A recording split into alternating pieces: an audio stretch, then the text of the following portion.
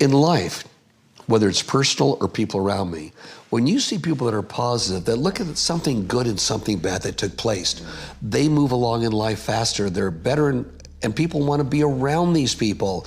I mean, too often people gossip. The one gossip person wants to be around the other person that gossips. But they don't realize when you gossip, you're saying something you heard about somebody else. You're telling everybody, what if part of it was wrong? You're gonna go out and tell every person you told this, oh, I'm sorry it was wrong, tell everybody you told, it's not gonna happen. So it's things you learn about. Don't gossip, don't belittle people if you don't have to. God, please don't. Try and look at the positive angle. What good could come out of something? And that positiveness is gonna make you live longer, happier, and wake up in the morning happy, not, oh my God, I gotta go to work, I can't wait till I get home, I wanna retire, because people were not positive, they were not happy. And what happens when they retire? They hate their job, they retire, 3 or 4 years later they're dead because they have nothing to do. That positive attitude, be around positive people, encourage positiveness. If you find yourself walking around just complaining all the time around people that complain a lot, man, move or just try and do something different, change your life. Being positive and a positive attitude is find something positive and something bad. Makes you look for solutions. When I was down and out, okay, oh, pop bottles, let's get the pop bottles, cash them in. I think everybody has fear all wrong. People have so many theories about fear. They talk about, oh, well, I'm afraid of success. No, I'm afraid of failure. I'm afraid of intimacy. I'm afraid of heights. I'm afraid of this. I'm afraid of that. I'm afraid of the other thing. There's actually only 2 fears. Only 2. And if you're in sales, which you are, or even if you're not, life is about persuading people. Life is about influencing people. And fear is the invisible force that will make you ineffective at that. It will stop you. Now, I love J.K. Rowling as an example. I mean, we all know the Harry Potter series, but what a lot of people don't know about her, she talks a lot about fear. She struggled with major depression. Do you know she was unemployed and she wrote the original idea for Harry Potter on a napkin while she was on state benefits? She was then rejected by 12 publishing houses. And this, by the way, was after she was divorced, bankrupt, and a single mom of a kid. Pushed herself, pushed herself, pushed herself. She talks a lot about fear and about failure. Well, you know, we know the moral of the story. She just kept going. Of course she was afraid. But she had the good kind of fear, not the bad kind of fear. Most people do a lot of talking and most people don't put in the effort. There's nothing you can accomplish in life with the right amount of work. The challenge is, you know, are you willing to do the work? And the reality is most people aren't, but that's the opportunity, right? It's like people you know at school. Most people are lazy, right? They barely get through it, and so that creates opportunity. I tell my kids that A, if they want something, they're gonna have to earn it. Yeah. And B, if they don't work hard enough to earn it, I'm gonna sell them off as medical experiments. That's the line in our house, right? I'm gonna sell you off as medical experiments. You need money? Okay, we'll sell you off as a medical experiment. We can get you money that way. I'll go give blood. Dad, I'm 7. I don't care.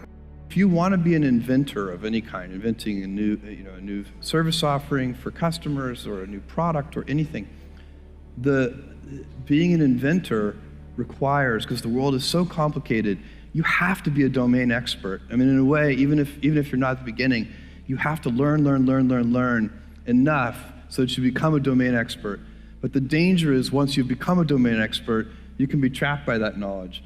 And so inventors have this paradoxical ability to have that, 10,000 hours of practice and be a real domain expert and have that beginner's mind. Have that look at it freshly, even though they know so much about the domain.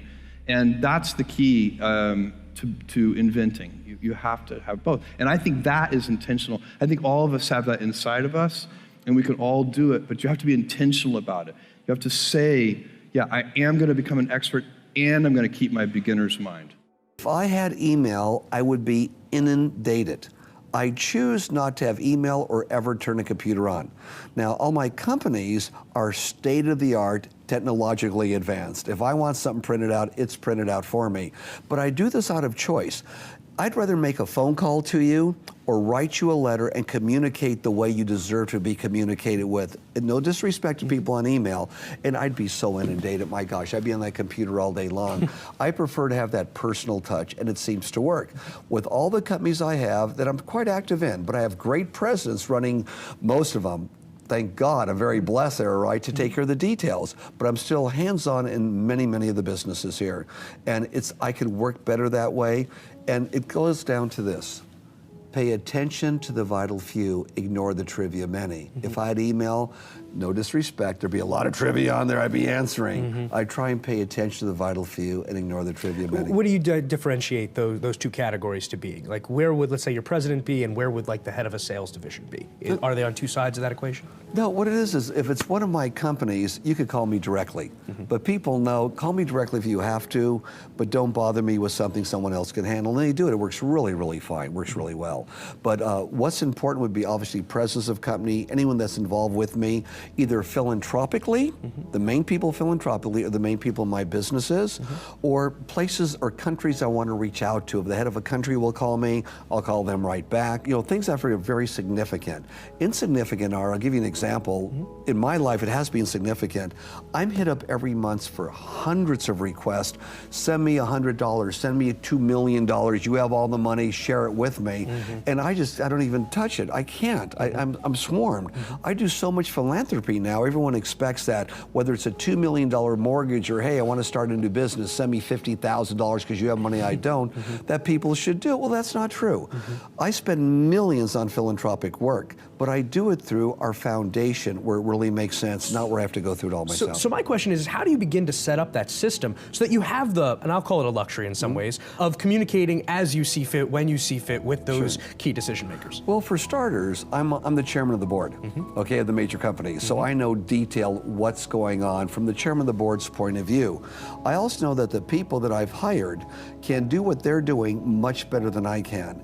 And I know what I need to know, and so do they. So they could pick up the phone and call me, JP, we just did this, or look what we're doing here.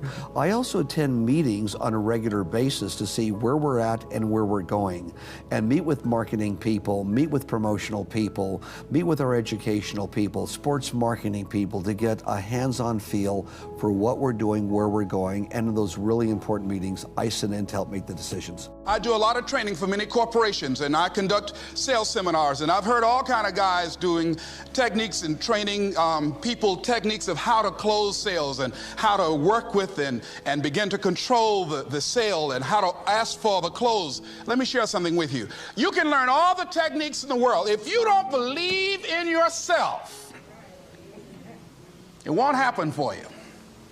I learned all of it. So that's why I do a training called Focus on the Seller. You've got to focus on you. And as you convince you, as you sell yourself every day, you will begin to see a difference in the things that you're doing.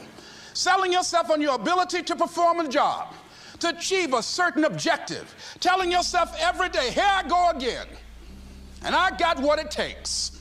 This is my day, and nothing out here is going to stop me. The only reason you keep saying there isn't is you feel so exhausted about where you are. But life, the universe, or God is just testing you because there is another level. If this is good, giant jump to excellence, giant from good, poor to good to excellence. There's a level where all your dreams are realized. There's a level that you've always dreamed about. It is real. It has not gone away.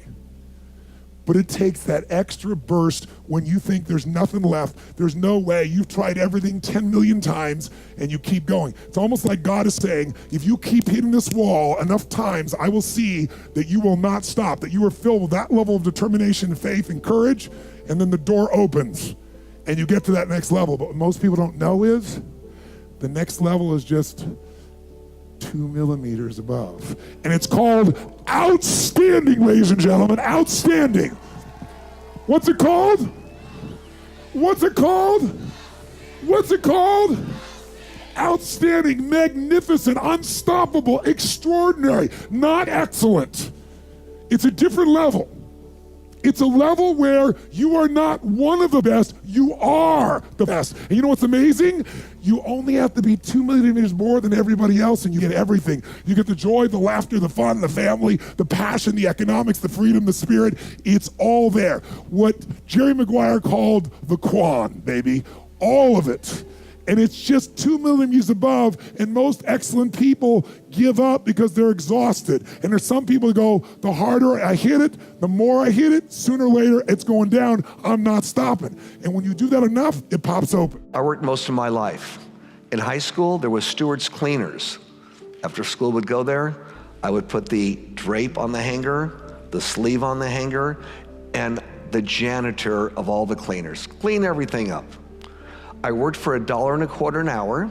The only reason it was $1.25 an hour is because the steward had to pay that. It was required by law, or he'd be giving me 50 cents an hour. He was a very tightwad guy. So I come in one day after school, and he says to me to go to work, he says, Johnny, come here, I want to talk to you. I said, okay. Talk to the steward, he says, Johnny, I was upstairs yesterday and I napped after I finished working. I was tired and I dropped my watch on the floor. I put it on the table, went on the floor, and I went down, I picked it up, and I noticed under the cot I was laying on, there was no dust. I moved the cot. There was no dust. I looked behind the filing cabinets. There was no dust there whatsoever. Zero dust. You really are a great janitor. I said, it's my job to do what I do when I do it, not when someone else is looking.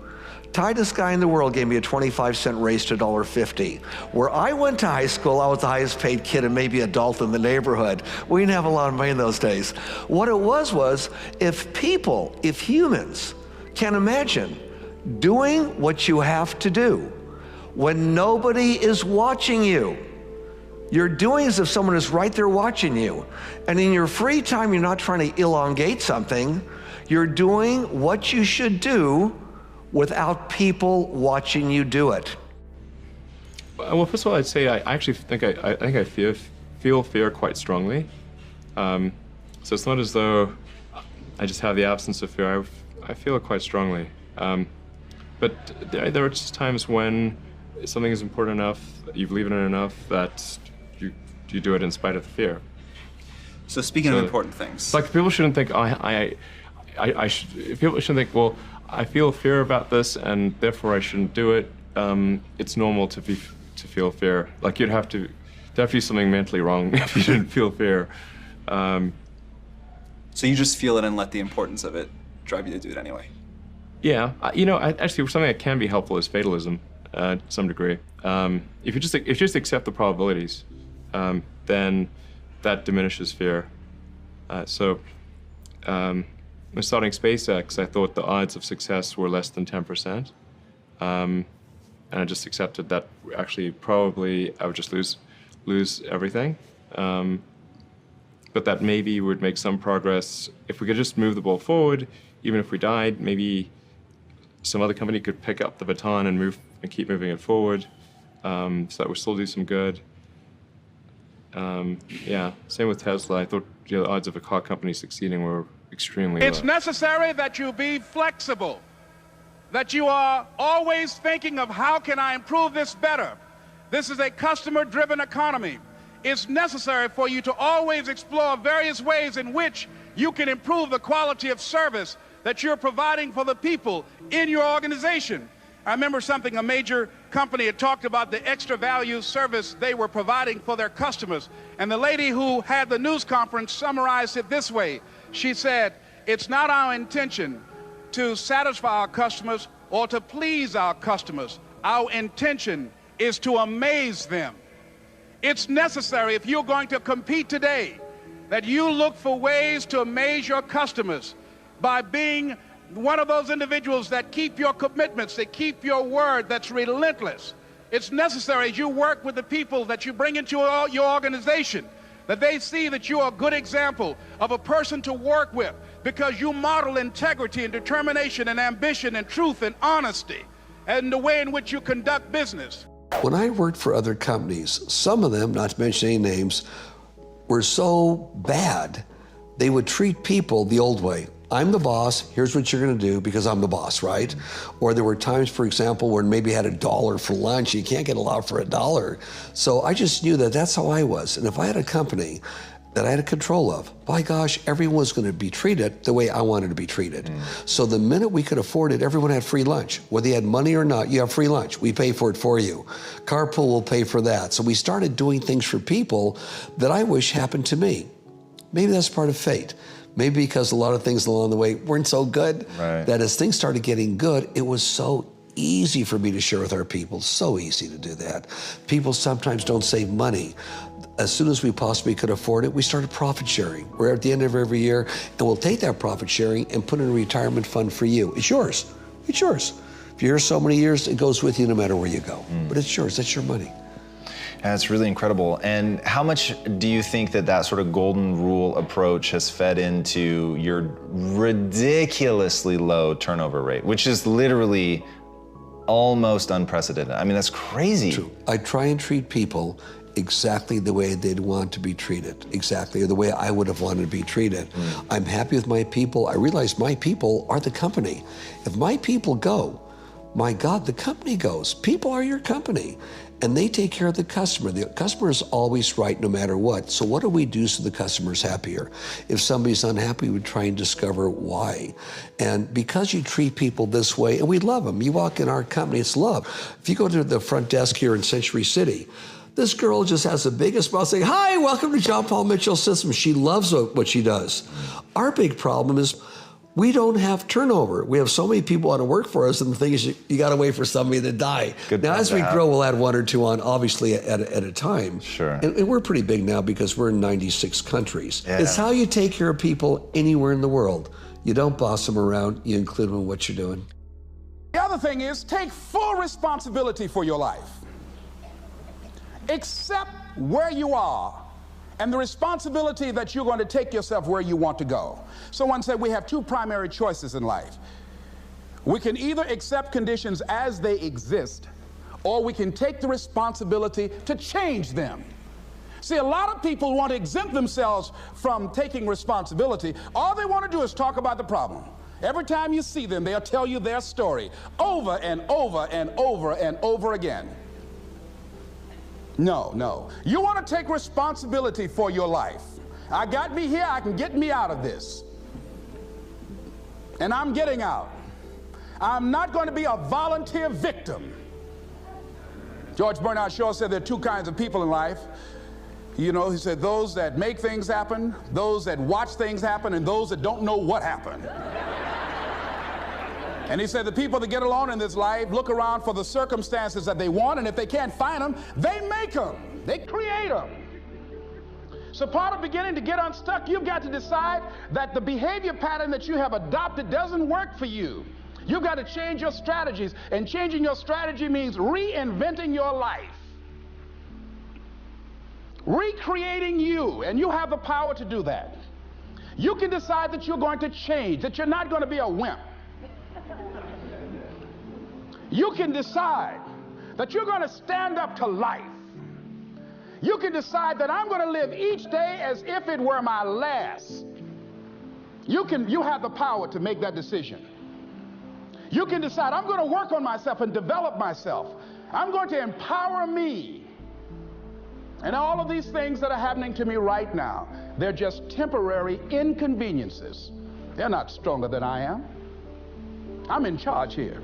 Overcoming the negative conversation, that inner dialogue that's going on all the time, even when you don't want it to be there. You can't stop yourself right now from thinking. You can't do it. It's going on. And so learning how to empower yourself, part of doing that is standing up to yourself. You've got to stand up inside yourself sometimes and say, "Shut up." You've got to do this. I was going to give a presentation, and this voice inside of me saying, "You can't do this. You don't have everything it takes." I shut up. I'm behind on my bills, and you're telling me what I can't do. I have got to do it. You'll get scared sometimes. Your mind will go blank on you. Some people you will allow to unnerve you. And you wonder, what's wrong with me? I'm not crazy. That's why you've got to learn to make a conscious, deliberate, determined effort to stand up inside yourself. Working on yourself, watching that inner dialogue, it will determine the quality of your life. God created this planet. He created several species. Now, if you're an atheist, it's okay. Call it the force.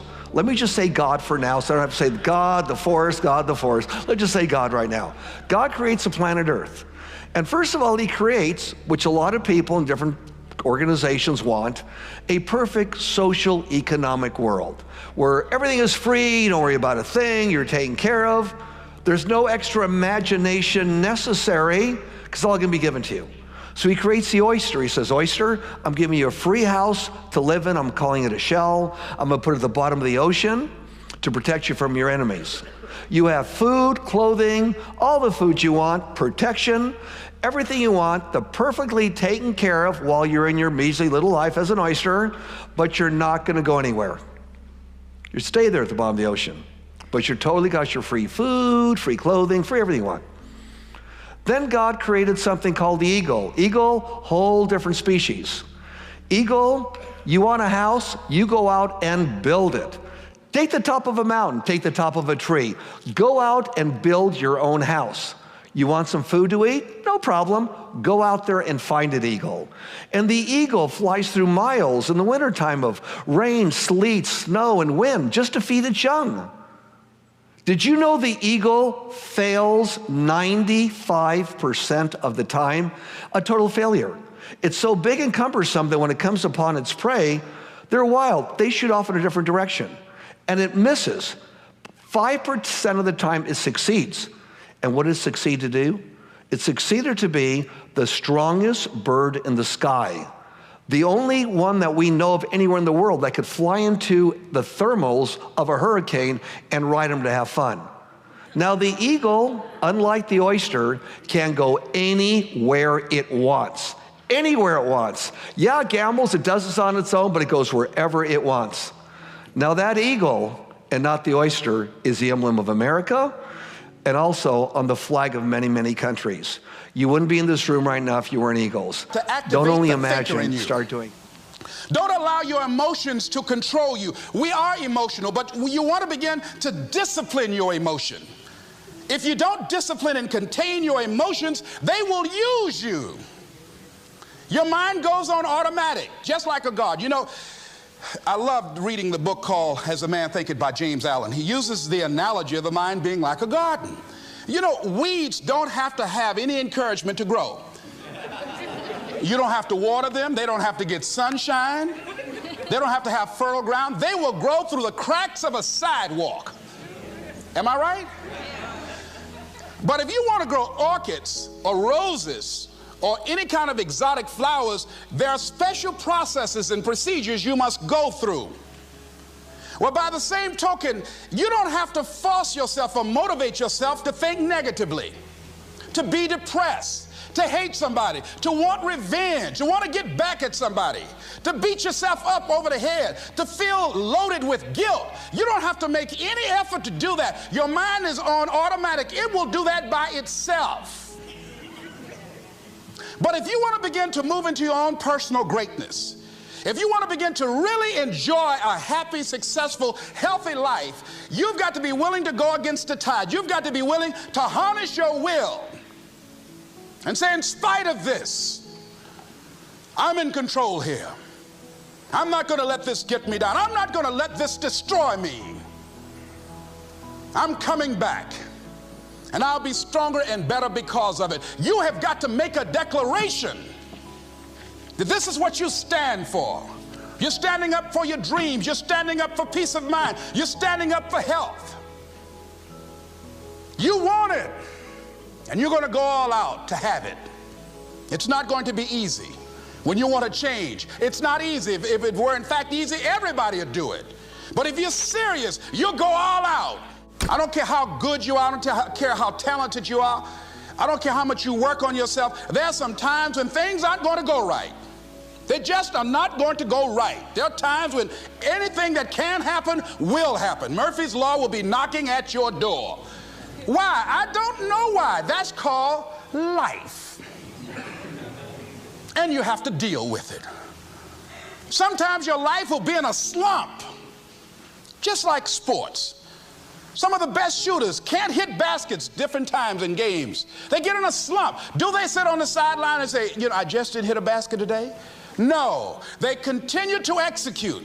I suggest to you that if you are facing a challenge, don't stop. Stay busy, work your plan. Continue to do those things that you know that work for you after you have evaluated yourself in the situation. Continue to move, stay busy, stay busy, stay busy. It's all in the mindset. When you get up in the morning, you do what you normally do. I would eventually say a lot of you here probably turn on your cell phones, your computers, and what's the latest email, what's the latest text that comes in? You start your day off like that. That's your mindset. Try this. Get up in the morning, do whatever you have to do. Don't turn the computer on. Don't turn the TV on. Go right back to bed again. Either lay there or sit there and just bring the universe to you. Here's how you do it. You just be. It's virtually impossible when you first do it because 1,000 thoughts come through your head. We're human beings. So what you do is you're sitting in bed, look at the wall, look at the off TV set, look at the ceiling, look at the door, look at something in the room that gets your attention, and just look at it and just be for a couple of minutes.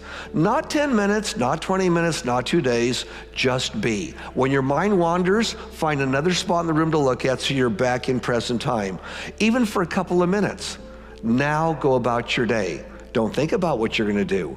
For that split few minutes, you're now becoming part of a universe, which is also part of global thinking.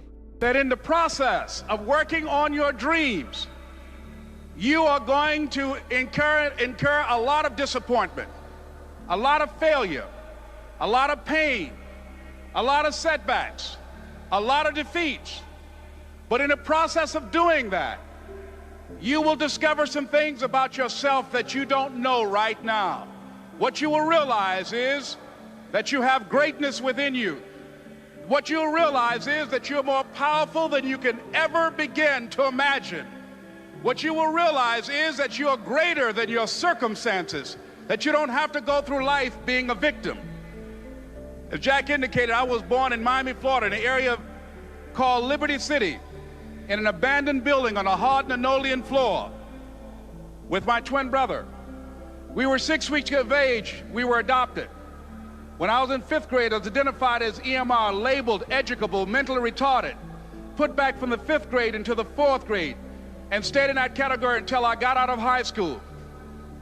I don't have any college training, but I met a high school teacher who one day changed my life. I was waiting on another student, and when he came in, he said to me, young man, go to the board and write what I'm about to tell you.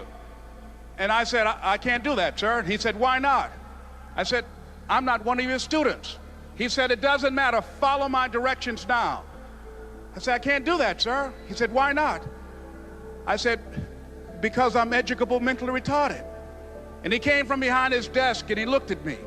He said, don't ever say that again. Someone's opinion of you does not have to become your reality. Spend a lot of time talking about mindset from the standpoint of think positive so positive things happen. And I do believe in having a positive mindset, obviously. I think that the actions that you take are way more important in terms of developing that mindset. But we don't spend enough time on what you were just talking about, which is understanding how the automatic nature of worrying about stuff all day long, how that is making you less money, how it is making you less happy, how it is disconnecting you from your spouse, how it is keeping you unhealthy, and how it is a habit that robs you of joy and opportunity and power. And it is one of the easiest habits to break. Number one, your life happens in 5-second windows. Number two, in 5 seconds, you can control what you think, you can decide what you're going to do, and you can change absolutely anything, which changes absolutely everything. And so the 5-second rule is a mind trick. That's all that it is.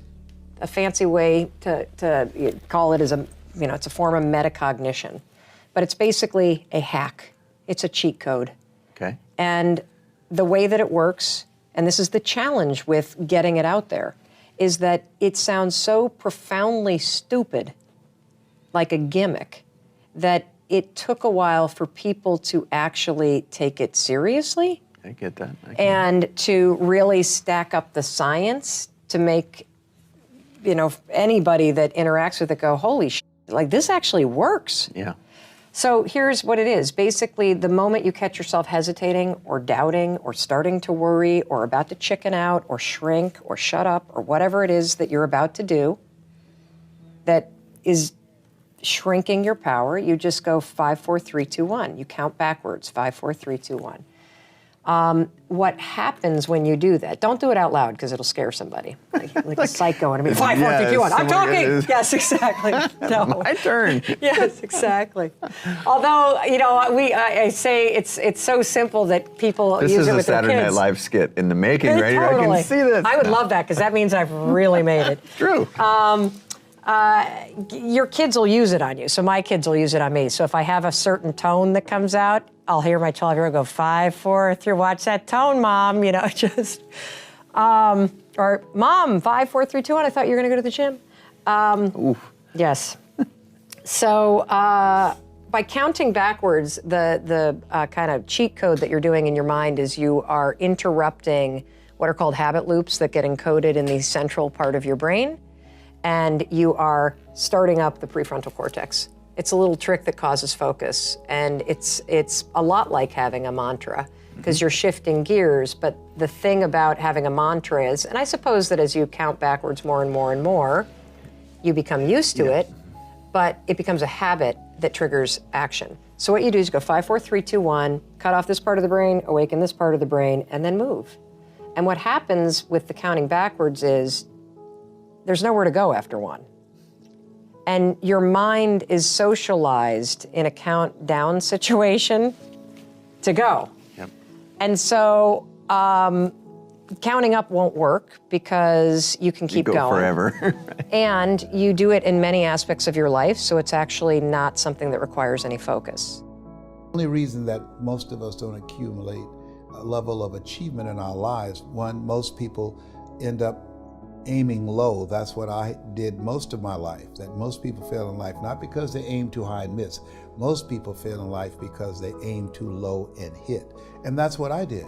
I was a disc jockey. I was very satisfied. I achieved a level of professionalism and mastery in that area. And then someone challenged me and said, you can do more. And it took him 14 years to convince me to become this person that you now see. This person that you now see, this voice, which I consider my power voice, I had absolutely no idea that this person existed. But there is sometimes in life, someone can take you to a place within yourself where you can never go by yourself. And he saw something in me. And sometimes you have to believe in somebody's belief in you until your belief kicks in.